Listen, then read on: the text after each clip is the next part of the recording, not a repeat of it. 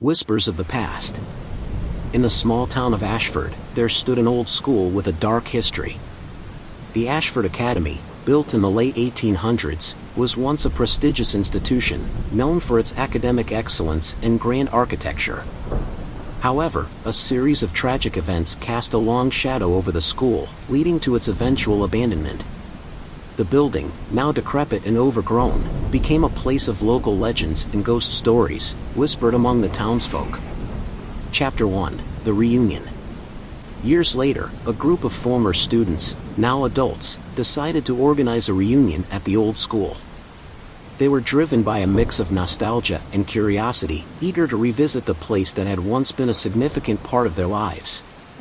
Among them were Sarah, a successful journalist, Mark, a history professor, Emily, an artist, and Jason, a detective. The group gathered outside the crumbling gates of Ashford Academy on a chilly autumn evening. The air was thick with anticipation as they pushed open the rusted gates and stepped onto the overgrown grounds. The building loomed before them, its broken windows and ivy-covered walls giving it an eerie, haunted appearance. Chapter 2: Echoes of the Past. As they entered the school, the group was immediately struck by a sense of unease. The once vibrant halls were now silent and dark, the walls lined with peeling paint and faded photographs. The air was heavy with the scent of decay and mildew. Exploring the school, they discovered that many of the classrooms and offices remained eerily untouched, as if frozen in time. Desks were still cluttered with papers, chalkboards covered in lessons from decades past. The group's initial excitement began to wane as they felt the oppressive atmosphere of the place. In the old auditorium, they found a tattered yearbook from their final year. Flipping through its pages, they were reminded of their classmates and teachers, and the events that had unfolded within those walls. But among the familiar faces, they noticed something strange. Several pages had been torn out, leaving jagged edges and a sense of incompleteness. Chapter 3: The First Encounter. Night fell, and the group decided to set up a makeshift camp in the school's library. As they settled in, they began to share their memories and theories about the school's dark history. According to local legend, the academy had been the site of numerous tragedies, including mysterious disappearances and unexplained deaths. Their conversation was interrupted by a sudden, chilling breeze that swept through the room, extinguishing their lanterns. In the darkness, they heard faint whispers and the sound of footsteps echoing through the halls. Panic set in as they fumbled to relight the lanterns, their hearts pounding. When the lights flickered back on, they saw a shadowy figure standing at the far end of the library. The figure appeared to be a young girl, her face pale and expressionless, her eyes dark and hollow. She stood motionless for a moment before vanishing into the darkness. Chapter 4: Uncovering Secrets. Shaken by the encounter, the group decided to investigate the figure's identity. They remembered a story about a student named Lily Thompson, who had disappeared under mysterious circumstances in the 1950s. Despite extensive searches, she was never found, and her disappearance remained one of the school's greatest mysteries. Determined to uncover the truth, the group split up to search for clues. Sarah and Jason headed to the principal's office, hoping to find records or files that might shed light on Lily's fate. Mark and Emily went to the basement, where they believed the school's archives were stored. In the principal's office, Sarah and Jason discovered a locked drawer in the old desk. After some effort, they managed to pry it open, revealing a stack of yellowed papers and photographs. Among them was a diary belonging to the former principal, detailing the days leading up to Lily's disappearance. The diary mentioned strange occurrences and unexplained phenomena, hinting at a dark presence within the school. Meanwhile, in the basement, Mark and Emily found a hidden room behind a false wall. Inside, they discovered a collection of old newspaper clippings and personal belongings, including Lily's school uniform and a locket with her photograph. It became clear that someone had been keeping these items as mementos, but the reason remained unclear. Chapter 5: The Haunting Intensifies. As the night wore on, the group's experiences became increasingly disturbing. They heard disembodied voices, footsteps in empty corridors, and the sound of children crying.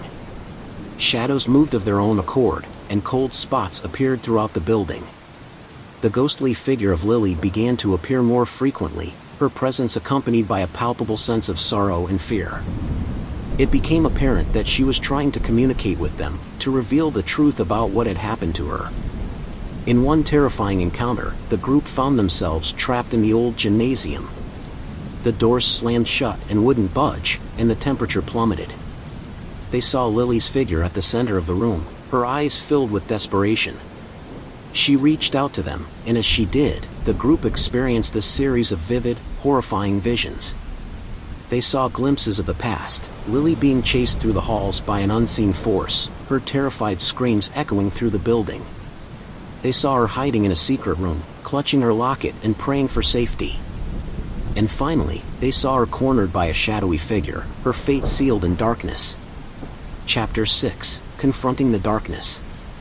Realizing that they needed to confront the source of the haunting, the group pieced together the clues they had found. They deduced that Lily had been targeted by someone within the school, possibly the former principal, who had been involved in dark, occult practices. The principal had used the school as a site for ritualistic sacrifices, and Lily had been one of his victims. Determined to put an end to the haunting and free Lily's spirit, the group decided to perform a ritual to cleanse the school of its dark energy. Dr. Crow provided the necessary knowledge and guidance, having researched similar cases in the past. They gathered in the old auditorium, the site of the principal's rituals, and began the cleansing ceremony. As they chanted and burned sacred herbs, the air grew thick with tension. Shadows swirled around them, and the temperature dropped further. Suddenly, the ghostly figure of the principal appeared, his face twisted with rage and malevolence. He tried to disrupt the ritual, but the group's determination held strong.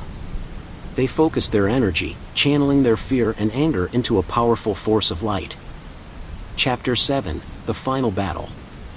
The principal's ghost fought back with all its dark power, summoning shadows to attack the group. Kane and Emily defended the others, using makeshift weapons and sheer willpower to fend off the spectral attackers. Aiden and Alara combined their magic, creating barriers of light and earth to protect their friends. As the ritual neared its climax, the principal's ghost became more desperate, its form shifting and flickering. Lily's spirit appeared, her presence a beacon of hope and strength. She guided the group, showing them how to channel their energy to banish the darkness. With a final, resounding chant, the ritual reached its peak. A blinding light filled the auditorium, and the shadows screamed in agony as they were torn apart. The principal's ghost let out a final, blood-curdling scream before disintegrating into nothingness. Chapter 8: A New Dawn. As the light faded, the group found themselves alone in the now silent auditorium. The oppressive atmosphere had lifted, replaced by a sense of peace and tranquility. Lily's spirit appeared one last time, her face filled with gratitude and relief. She smiled at the group before fading away, finally free from her torment.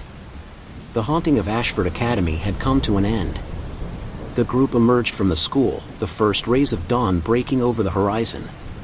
They were exhausted but triumphant, having faced their fears and emerged victorious. In the months that followed, the group remained close, their bond strengthened by their shared experience. They dedicated themselves to preserving the memory of Lily and the others who had suffered at the hands of the principal. The school was eventually demolished, and a memorial park was built in its place, a symbol of healing and hope for the town of Ashford. Detective Kane continued his work, now more attuned to the supernatural and the mysteries that lay hidden in the shadows.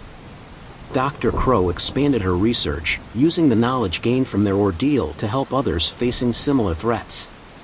And the Lightbearers grew in number and strength, their mission to protect the world from dark forces ever ongoing. The story of Ashford Academy became a legend, a cautionary tale about the dangers of unchecked ambition and the enduring power of hope and unity. The group's bravery and determination served as a beacon of light in a world where darkness lurked, ever vigilant against the return of evil. And so, the town of Ashford endured, its people united in their resolve to face whatever challenges lay ahead. The legacy of the haunted school was one of resilience and redemption, a testament to the strength of the human spirit and the enduring power of light over darkness. Don't forget to subscribe.